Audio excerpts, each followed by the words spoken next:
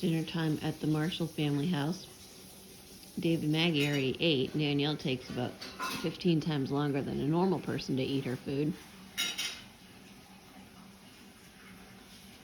That's Cookie is coming to town. 2, 3, 4, 5, 6, 7, She sees you when she's cooking. 9, 10. She knows when you're a cook. Hey. So we intermittently reward the dog for staying down on the mat. At this point, we don't really have to count anymore. You sort of feed by feel whenever you think the dog needs one to remain good. The rules of the mat are, if the mat is down and you lay on it, I will feed you at whatever interval I decide. If you want to lay elsewhere or do something else, you're totally allowed.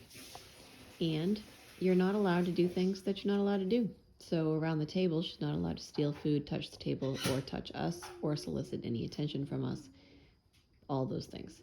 I also encourage Danielle and everybody else in the world that I can, don't pet a dog when you're sitting at the table, because the dog will associate you sitting there with petting time.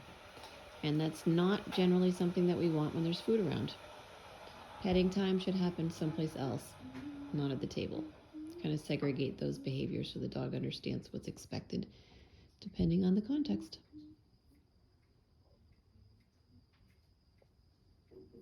Danielle, will you do me a favor? After you take a sip, would you walk away from the table so we can see what Sunny chooses to do? Yeah. That wiggling in Sunny is her attempting to get attention for treats. Look at me, I'm down. Look at me, look at me. It's like a person going ahem, ahem. She's politely trying to get your attention.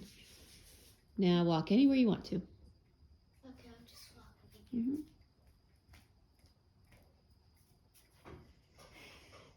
So what we're looking for is resilience. Will she stay on the mat even without a person there?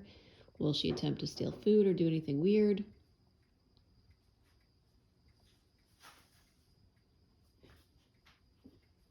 No, she just stays on it.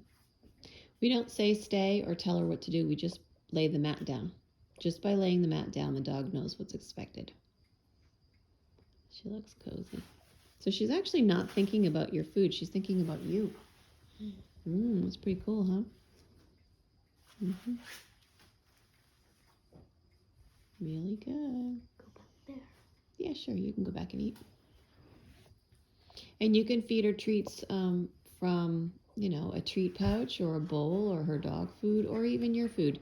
It's actually a myth about feeding dogs. They call it people food, but it's really not people food. It's food. It's food for everybody. But if you feed a dog people food, it does not make them beg more. And it's actually very healthy for them to get all kinds of varieties of foods. Fresh food is better than dehydrated food. Dog food lacks a lot of ingredients and enzymes and vitamins because it's not fresh.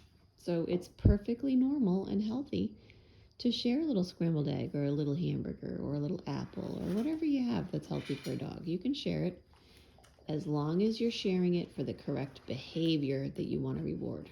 And in this case, it's laying on the mat. Who's a good girl? You're a good girl? You are a good girl.